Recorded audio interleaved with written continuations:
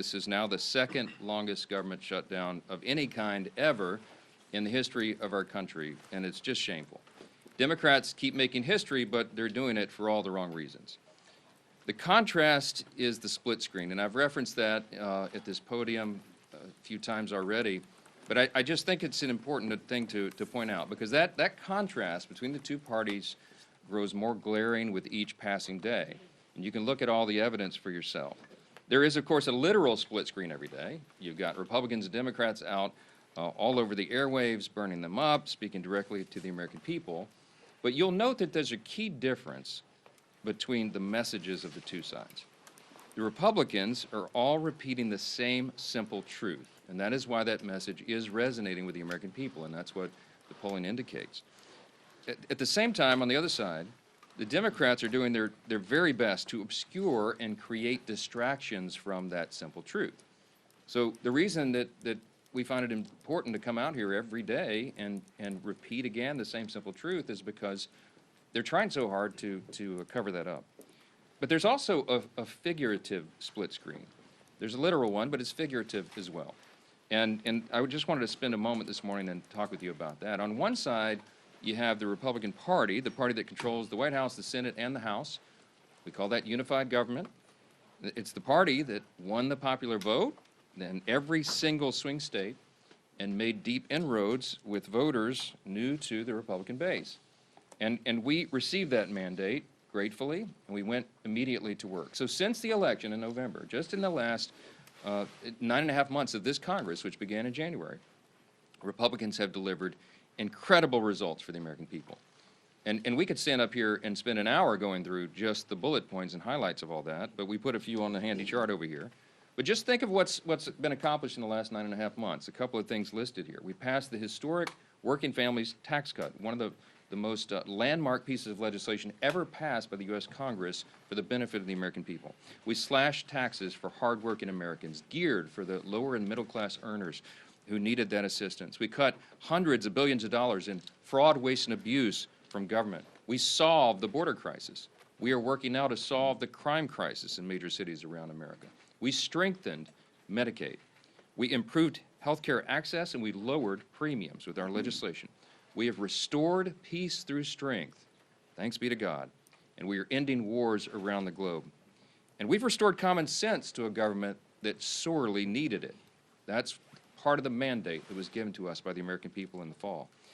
And most recently, we did our jobs, and we passed a clean, nonpartisan CR to keep the government open for the people. Now look on the other side of that figurative split screen as demonstrated here. The lights are out. It's all dark. Why? Because what the Democrats have accomplished in 9.5 months is a government shutdown. A couple other things sort of related to that. You know, they have made a lot of TikTok videos. We'll give them credit for that. They've also assaulted law enforcement officers. One of them's on trial for that. They've openly embraced and rallied with communists and socialists, most recently across the country on Saturday. They voted to raise taxes on millions of hardworking Americans at the worst possible time. They have voted against reducing fraud, waste, and abuse in government, and they have now voted, collectively, Democrats in Congress have voted 12 times to keep the government closed down. But it doesn't stop there. The Democrat shutdown is a glaring example of just how far the Democratic Party has strayed from common sense. Remember the simple truth here. It was over a month ago now that we passed, the Republicans passed the clean, short-term, continuing resolution. It's nonpartisan. No gimmicks, no tricks, no riders, no partisan Republican policy priorities added to that. It's 24 pages in length, as we've discussed so many times, and it is very, very simple. Why? Because it was a very simple good faith effort on our part to preserve our ability to keep negotiating on the full year funding bills and, of course, the other big issues facing the American people. So we wanted to keep the lights on. But what did the Democrats do? Instead of receiving that, voting for it as they have always done in the past, they broke from history and they rejected that. And they offered a counterproposal. Ours was a clean CR. We call theirs a dirty CR, and you all know why. Because they added $1.5 trillion in new spending that would be a mandate, including hundreds of billions of taxpayer dollars for health care for illegal aliens. Go to page 57, section 2141 of what they filed. They want to restore funding for left-wing pet projects in foreign countries. And I've given you a list of some of the crazy things that they would include in that. $500 million for liberal news outlets like NPR and PBS on the backs of taxpayers, and the removal, remember, they wanted to eliminate the $50 billion that Republicans got signed into law by President Trump on July 4th to prop up our rural hospitals. And here's the kicker. The Democrats can't even agree on what they want right now. If you polled congressional Democrats on what it would take to reopen the government, you would not get a uniform answer. Every reporter in the room, by the way, should be asking them that question. Democrats put together this haphazard grab bag of crazy leftist policy proposals when they knew that it would not be agreed upon, and they knew that it was clear that Republicans were working to do the responsible thing and offer a clean CR to fund the government. That's our most basic job here. In their desperation now, they're trying their very best to somehow blame Republicans for the forthcoming health care crisis that they themselves created. By way of just very quick review, for the record, because they're trying to obscure this as well. Let's remember the true origins of the boondoggle that is American health care under Obamacare. Democrats wrote that bill. They passed it into law without a single Republican vote. During the COVID pandemic, Democrats created temporary Obamacare credits, again, without a single Republican vote. Democrats then voted to extend those credits. They set the expiration date on it. And then when they held the majority in the Senate, it was Democrats who chose not to extend those credits beyond this year. Now, as we approach their own self-imposed expiration date, now they are breathlessly insisting to you, and on all the interviews, that somehow it's a Republican crisis. Give me a break. The facts are the facts. We are up here saying, sharing the simple facts and truth. And as John Adams said, facts are stubborn things. Democrats are the ones who manufactured this entire situation without a single Republican vote, and now, when the chickens are coming back home to roost, they're trying to blame the other team. It is utter nonsense, and you should call them on it. That's the job of the press, and continue to do that every single time. Clearly, this is a complicated issue, this whole healthcare subsidy thing, and there's hundreds of different views on it, as I've explained. So Republicans cannot and will not solve it in a backroom deal. Chuck Schumer has been suggesting that 4 leaders should go into a smoke-filled back room like they used to do in the old days and create this solution. It's not a possible thing to do. It was never appropriate. It's not possible to put on a continuing resolution because it's such a complex issue. Issues of this magnitude deserve deep thought and deliberation. That's how this system works here.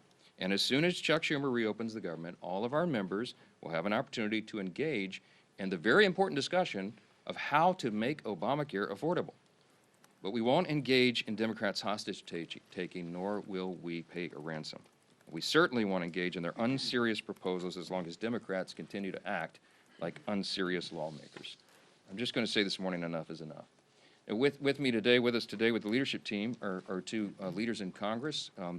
One is Chairman Bruce Westerman of the Committee on Natural Resources. And we also have with us Congressman Mike Simpson, who's our lead appropriator for the Department of the Interior, which funds and oversees our beautiful national parks. Both are here today to share an update on how this shutdown impacts all those operations, but I'll note, as I bring Chairman Westerman up first, that when President Obama shut down the national parks and the National Mall in 2013, it was a real hardship for the American people, and the Trump administration is trying to handle this differently. They've gone to great lengths as much as they can to protect Americans' access to our national parks, while Democrats continue to hold government funding hostage. They'll have more to share on that, the experts on the subject, and I'm happy to bring them up now. Thank both these gentlemen for their hard work. I'll turn it over to Chairman Westerman. Yeah, bud. Thank you, Speaker, and good morning, everyone. First off, I want to say thank you to the thousands of federal employees across the country that are still in the field, going to work every day, oftentimes without pay, to do their jobs to steward and protect our public lands, from Park Service to Forest Service Rangers to Fish and Wildlife officers and all the other management and support staff doing their jobs in uncertain times. Thank you. Leadership starts at the top, and I commend President Trump, Secretary Burgum, and Secretary Rollins for the job that they've done and for their leadership in keeping our public lands open to the public. It's not always been that way during shutdowns, as the Speaker mentioned. But this can't continue indefinitely. Despite all the extraordinary efforts being made, at some point, without funding, the public lands will not be accessible to the public. The longer this unnecessary shutdown lasts, the more negative consequences that we'll start to see. Without regular staffing, litter will pile up and park ecosystems will be affected. It's fall time. It's a wonderful time of the year. It's a wonderful time to visit our public lands with crisp weather and beautiful foliage. Fall personally is my favorite time of the year, and it's that way for many Americans who enjoy being outdoors. When Americans save up to visit a national park or a national forest, that experience should exceed their expectations.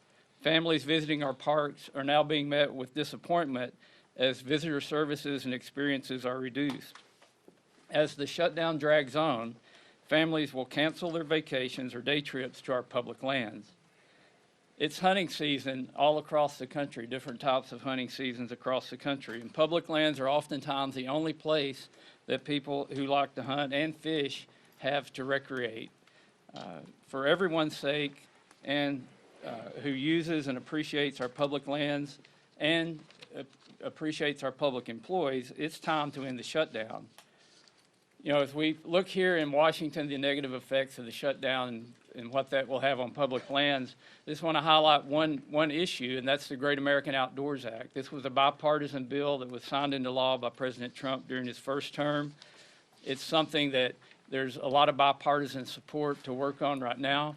But, you know, tomorrow we had planned a field hearing on the Great American Outdoors Act so that we could reauthorize this piece of legislation that's putting as much as $1.9 billion a year into maintenance backlog on our federal lands. I've had an opportunity to visit many of these parks and to see the wonderful work that's being done. It's something that Republicans, Democrats, and independents, I think, all appreciate the fact that we're taking care of our public lands. But Congress is not here working on those issues because of the shutdown. And we need to get back to work. We need to start putting the American people first and putting these federal lands and giving them the place and the position that they deserve.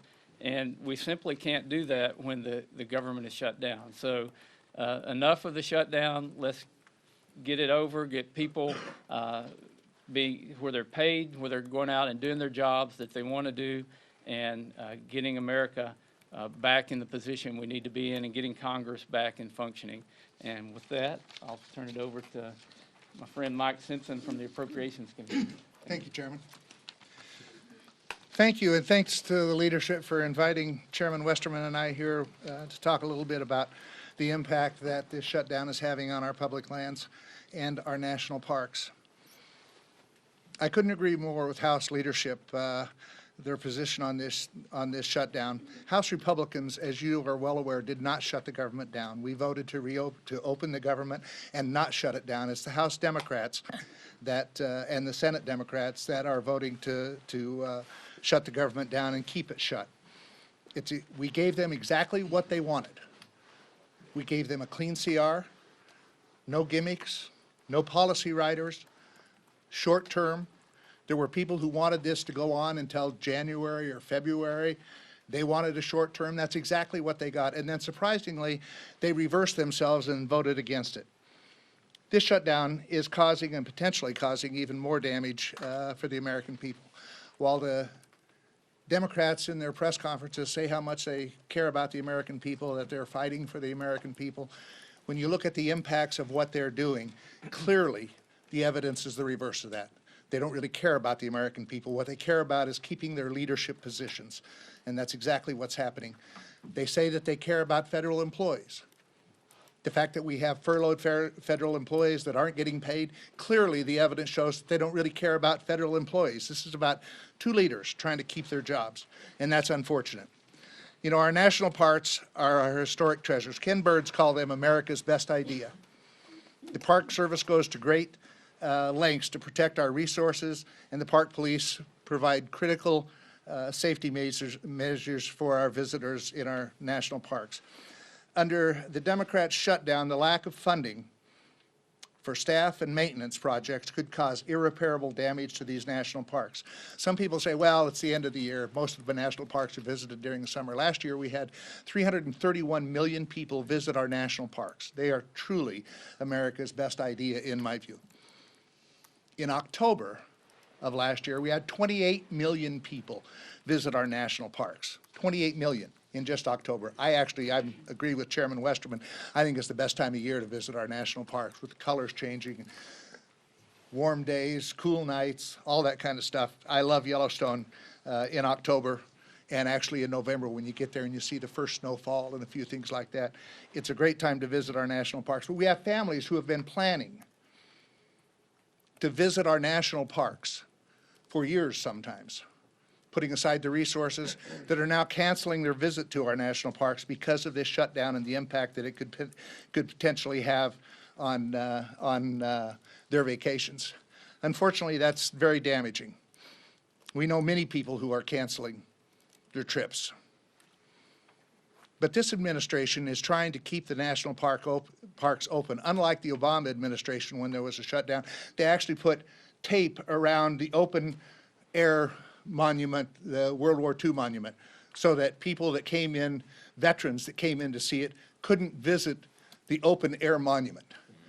They tried to make it as painful as possible. This administration is trying to do just the reverse. They're trying to keep the parks open, they're trying to keep our public lands open, and trying to make it as least painful as possible. But it's going to get more and more painful as time goes on. I applaud this administration for their efforts to mitigate the impacts that this is going to have on our national parks. As I said, 28 million Americans visited our national parks in October, 24 million in November. So they're used all year long, whether it's just the great parks out in the west, Yellowstone and Glacier and Yosemite and Grand Canyon, or whether it's the Everglades in Florida or Arcadia in Maine. These national parks are a treasure to America, and our Americans love them. There's one other thing I would like to say.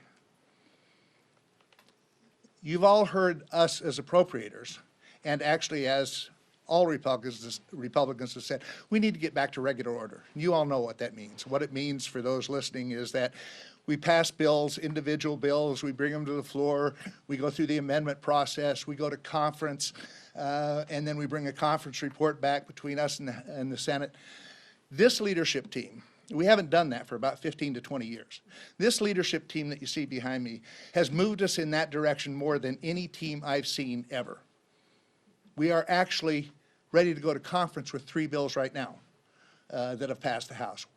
The Speaker plans on bringing, and the Majority Leader plan on bringing up the rest of the appropriation bills and trying to get back to regular order. You can't do that overnight. It takes some time. But they have moved us in that direction, and we will get back to doing it the way that it should be done, where we do individual bills, we conference them with the Senate, we bring them back to pass them. So I applaud this leadership team and the efforts that they're making, but we can't do it while the government is shut down. We need to open this government back up, and yes, there are many other issues that need to be debated and worked on. We can't work on those. As Westerman said, Chairman Westerman, can't have hearings and that type of stuff when we're shut down. So we need to change that. We need to open this government back up, get rid of this stupid Schumer shutdown, the 3 S's, I guess, and let us do our job. That's why we're here. I get a kick out of listening to the press conference from some of my senators saying, well, the House has been on vacation for a month. This is not what I call a vacation. If they think showing up once a day and casting 1 vote is work, they need to come over to the House side and see what we're doing. We're working with our constituents, we're out talking to people, and we're back in Washington doing our job too. So we'll continue to do our job, end this stupid Schumer shutdown, and let us do our job. And now I'd turn it over to the great Majority Leader of the House, Steve Scalise. Thanks. Thank you, Chairman Simpson. Preach it. Appreciate as well Chairman Westerman and the work that these great chairmen continue to do to try to keep government functioning as best as possible in the midst of very difficult circumstances that Democrats themselves created. I do think it's important, as we're at this point, that we look back over the last 9 months and really look at the difference between the two parties in Washington. And Speaker Johnson laid a lot of this out. You can see the poster. But just think about what happens every day here. Republicans wake up every day working with President Trump to try to get this country moving forward, to address and fix problems that frankly were created by Democrats. And what does the Democrat Party do every single day? Every day they wake up and just see what President Trump is doing and find a way to oppose it. Doesn't matter what he wants to do. President Trump came into office day one, said he's going to secure America's border, was actually elected on it overwhelmingly. 80% of the American people agreed with President Trump and House and Senate Republicans who said that should be a priority. And we actually set course to do that. And we have done just that, secured America's border. And what did Democrats do every step of the way? They said no. They voted no to secure the border. President Trump said, we're going to try to get our economy back on track. We're going to stabilize the tax code so that no American family has a tax increase. Every American family was facing, on most cases, a 30+% tax increase. President Trump said no family deserves that. Let's stabilize the tax code and have no tax on tips, no tax on overtime, so blue-collar workers can actually have more money in their pockets and empower them to do more for their families. President Trump said that. We agreed. What did every Democrat in Washington say? No. They didn't just say no. They all voted no to that. President Trump said we ought to produce more energy in America. Chairman Westerman was at the heart of a lot of those policies. You actually had to change policy to do it. So Congress and President Trump worked together to lower prices at the pump. Every American family today is benefiting from those great policies because they're paying less when they fill up their car every single day. And you would think, gee whiz, that would be a good area where all people in Washington, Republicans and Democrats, come together. But because President Trump said yes, what did every Democrat say? No. Every Democrat voted no to lower your energy costs, just because President Trump said he was going to do it. President Trump also said, I'm going to do something that no president in decades had done, and that is modernize our air traffic control system.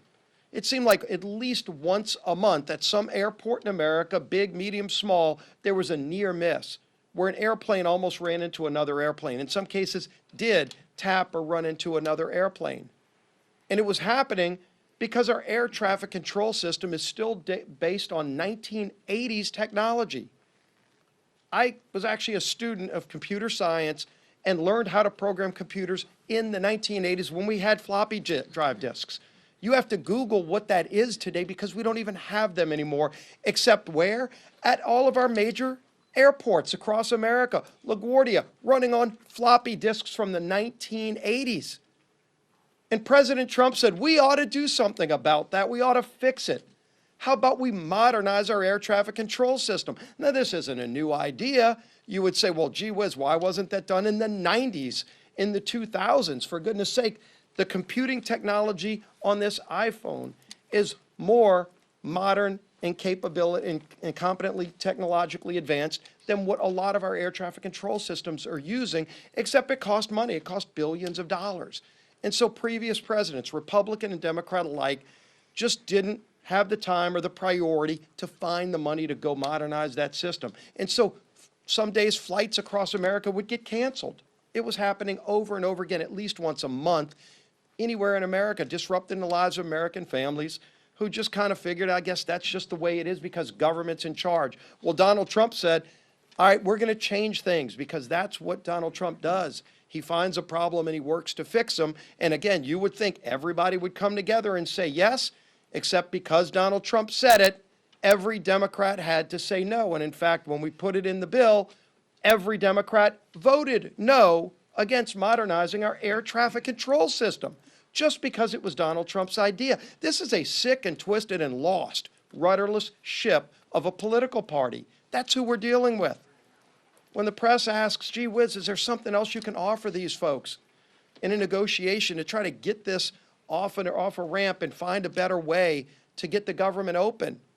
The speaker's told you over and over again, there's something we could negotiate with, but when the party is so rudderless and morally bankrupt that just because President Trump has an idea, the Democrat Party's visceral reaction is just to say no. Right now, he's actually renovating the White House, building a new ballroom. I mean, anybody that's ever been to a state dinner, like the White House has been renovated over and over again. There wouldn't be an Oval Office if there weren't renovations by previous presidents. The West Wing was a renovation by previous presidents to make it better for all future presidents. And that's what Donald Trump is doing.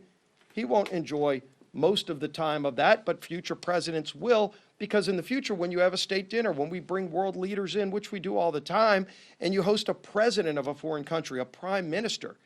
I've been to some of those. Some of you have covered them. Where do you go? You walk outside of the White House in the rain sometimes to go to a tent, to host a world leader. That's what we do today. And President Trump said that's a disgrace. How about we do better? And not only did he say we were going to build a great ballroom that we can host these events, he funded it privately. He put up some of his own money. And you would think, well, gee whiz, at least they can agree to that. It's not even taxpayer money. It's going to be a permanent renovation that'll enhance the White House for all future presidents. What does every Democrat say? They say no to that. They say no to everything he does because they just are angry about the results of the election from last year. They're upset with the American people because the American people said we want somebody who's going to wake up every day and say, how can I solve Middle East peace? I'm not going to take no for an answer. I'm not going to take the old failed ways of doing it for an answer. I'm going to figure out a way to go do it, and he does. How do I work to help improve the lives of Americans? He goes and finds a way to say yes, and because he says yes, Democrats find a way to say no. It's a disgrace. It's a disgrace, but now it's having real impacts on American families. With this shutdown, it's not just their everyday feud with Donald Trump. It's become now a problem where American families are paying the price. Let's talk about what just came out a couple of days ago. The USDA sent a letter to all of the states saying, quote, if the current lapse in appropriations continues, there will be insufficient funds to pay full November SNAP benefits for approximately 42 million individuals across the nation. 42 million people across America are going to suffer from those SNAP benefits that they count on. Right before Thanksgiving, because Chuck Schumer and Democrats are so angry with President Trump that they just want to find a way to say no. And when they say no, now they're saying no to 42 million families who will go without food so that Democrats can show their far left radical base that they're fighting President Trump. As if they've got to show off to some radicals who come march on the mall and hold up effigies to murder the president, 8647, you saw the signs. Over 800,000 people in my home state of Louisiana get food benefits through the SNAP program. Yesterday we talked about Senator Ossoff, who one Senate aide said on the record to The Hill in that article, said that he's more afraid of if he votes to open the government, he will lose the clicks he's getting from foreign states and the small donor donations that add to about $3 million. That's what he's afraid of. Well, let's look at Senator Ossoff's state of Georgia. 1.4 million people are going to face losing SNAP benefits just in his home state. Now, does he want each of them to send about $2 each to him to make up for the $3 million he's getting from California, in Illinois, in New York, in Minnesota? Is that what it's going to take? Because he's causing pain on people in his home state by voting no. Maybe he needs to go on vacation instead of showing up every day, as Senator Simpson said, showing up to vote no to inflict pain on 1.4 million people in the state of Georgia. That's what he's doing. So this is having real impacts on real families. We're here working, and the House has passed the bill, despite 99% of Democrats voting no. Again, President Trump said yes, they say no, doesn't matter what the issue is. And the American people are sick and tired of it because now it's affecting them. Over 40 million low-income Americans are the ones who qualify for SNAP benefits. They're going to be denied food starting in November, according to USDA, because these guys just want to show their far-left radical base that they hate President Trump. It's disgusting, and it's having a devastating impact on millions and millions of Americans across the country. Our whip, Tom Emery.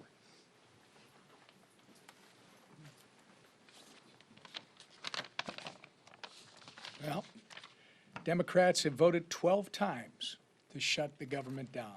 12 times. And now they're refusing to support legislation that would help alleviate some of the pain they've inflicted on the American people as a result. Earlier this week, the minority leader in the House said he opposes legislation that would pay our troops and essential federal workers during the Democrat shutdown. This includes Border Patrol agents, air traffic controllers, TSA agents, and more. All of whom, by the way, as these speakers have pointed out, are showing up to work without receiving a paycheck while the Democrats play their shutdown games. Some would say the soon-to-be former House Democrat leader went so far as to call this legislation, quote, a political ploy. Well, I'll tell you what a political ploy is. Holding the American people hostage just so you can avoid getting the guillotine from your far left base. That's a political ploy. The good news is this madness can end immediately if 5 Senate Democrats would grow a spine, stand up to the radicals in their party, and pass our clean CR and reopen the government. It contains no partisan policy riders, no gimmicks. In fact, it's the same spending levels that Democrats supported just 6 months ago and that you've heard repeatedly they passed 13 times under the Biden administration. We have made this plain and simple. We have made the process as plain and simple as possible. To our Senate Democrat colleagues, it's not too late to do the right and reasonable thing. Pass our CR and reopen the government for the people that you are actually elected to serve. Let's get it done today. With that, Lisa McClain. Thank you, and good morning, everybody. And I think the leader said it best. You know, I think you're right. President Trump could have the cure for cancer, and the Democrats would vote no because it came from President Trump. We have to start looking at the policies, and I think right here explains everything. I mean, Democrats have been playing political theater for 3 weeks with Republicans continuing to work and deliver some results. And here are, again, some examples, some facts. Right? Just a few days ago, Congressman Ryan McKenzie visited a Head Start program that relies on federal funding and delivered food to TSA agents. Congressman Mark Alford visited multiple rural hospitals and healthcare centers. And Congressman Jeff Crank met with credit unions to ask for flexibility with federal employees who are actually missing paychecks. Real families are paying the price for the Democrats' shutdown. And what are the Democrats leveraging the shutdown to get? Ask yourself, what is their leverage? More wasteful spending? While Republicans are working at home, Democrats are fighting for weird programs, like halfway across the world. Right? Think about it. Just think about it for a minute. They're sacrificing Head Start right down your street to produce Iraq Sesame Street. So they'd rather spend money on Iraqi Sesame Street than fund your Head Start programs. But President Trump is, you know, the bad guy for putting America first. Scratch your head on that one. They're risking the safety of American skies for LGBTQI programs in the Balkans, right? Putting the Balkans over the safety of our skies. They're jeopardizing millions of paychecks to Americans to support woke programs in Honduras, Zimbabwe, Mexico, Venezuela, and Lebanon. Okay. I don't know about you, but I think that is absolutely shameful. Let me be clear. A shutdown should never be used as leverage for more wasteful spending, and especially when that spending isn't here on American soil. But that's what Schumer's dirty deal is doing. You heard me talking about it the other day. And you heard our speaker talk about it, the split screen, clean CR to work for the American people, Schumer's dirty deal CR to work for everybody but the American people. Wasteful spending at the expense of American people is not what this shutdown is about. But I want to let the American people know, Republicans will not cave to Schumer's dirty deal. We will not cave to their wasteful spending. We will hold the line, and we will. I promise you, we will continue to work for the men and women and families who serve, protect, and build our great nation. Thank you. Questions? Chad, go ahead. Good morning, thank you. Sir. Can you characterize some of the dissonance inside your conference about the strategies that Republicans have? There was some criticism on the call yesterday saying that this shutdown strategy is old and Republicans need to have a new tack. That was the word that was used. There was one member of the Republican conference. These are supposed to be, confidential off-the-record calls among colleagues, but some of you guys listen in, and I make a pleading at the beginning of every call that you wouldn't do that and wouldn't characterize it, but whoever the leak is, whatever. Beth Van Dyne was quoted. Beth is a dear friend. We've had lots of conversations about this. She was not complaining. It was not dissonance, Chad. She was pointing out that we have a lot of important work to do before the end of the year, and it was a very pleasant, constructive comment about strategy. You all have heard me say from the podium a few times, we're not pursuing a political strategy here. We're not. We're just simply trying to get the government open, and that's why the nonpartisan clean CR was the obvious vehicle to do that.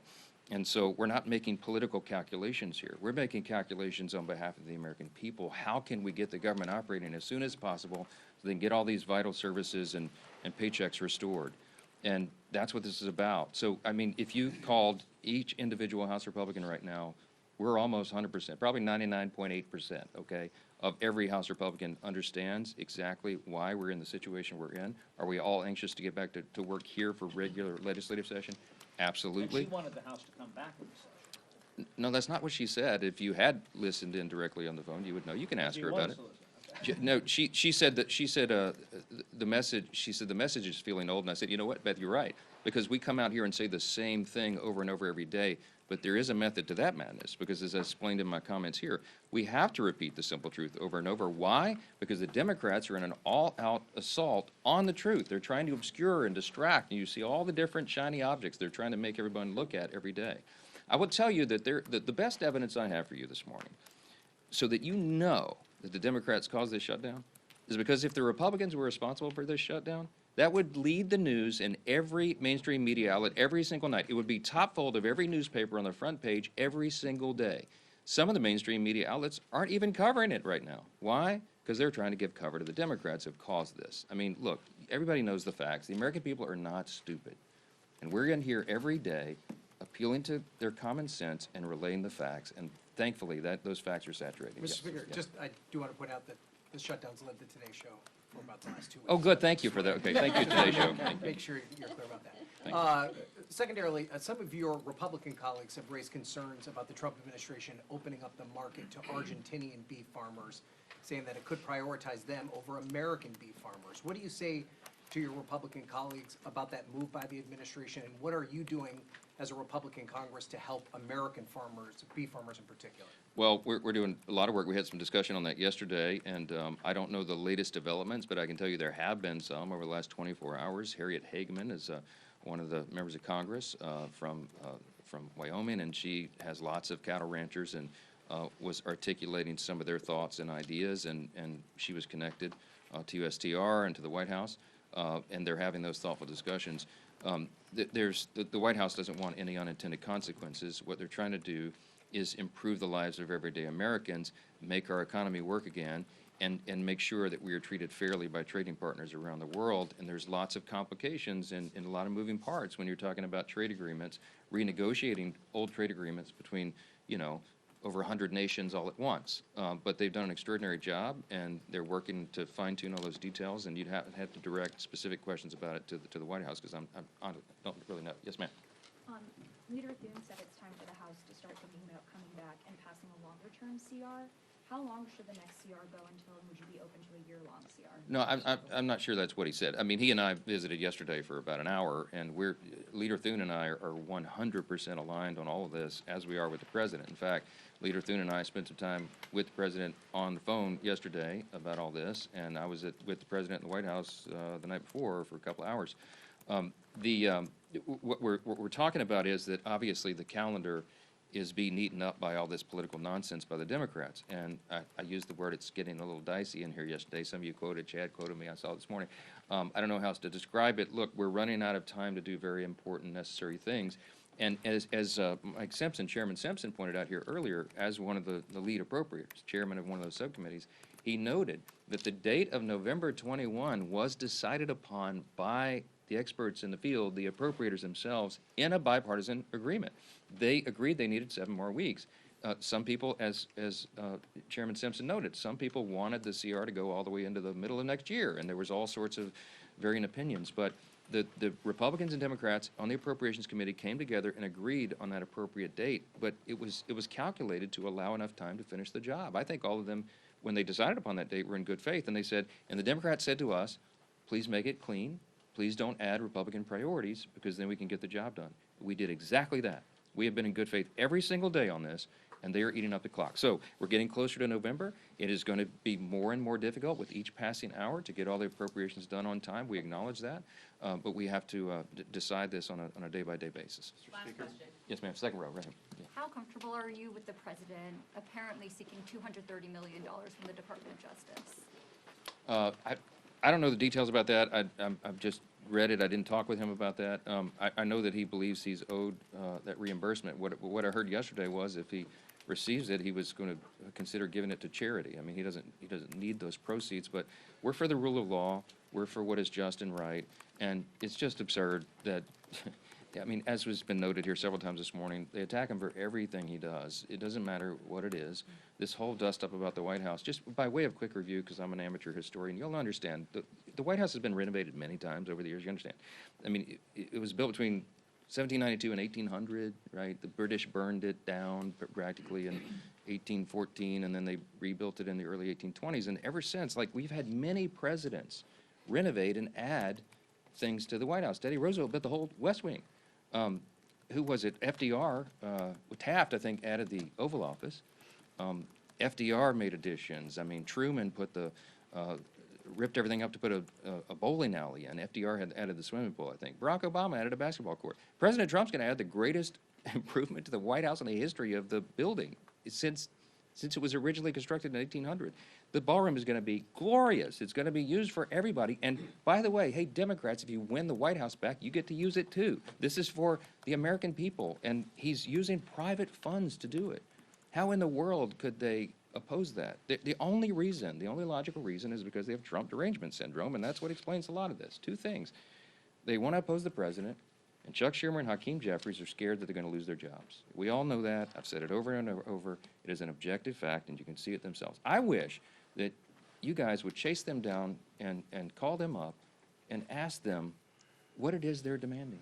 This madness in the counterproposal, what I told you about, is the offer still on the table? They can't even articulate what they want. You know why? Because this was never about a solution on health care or anything else.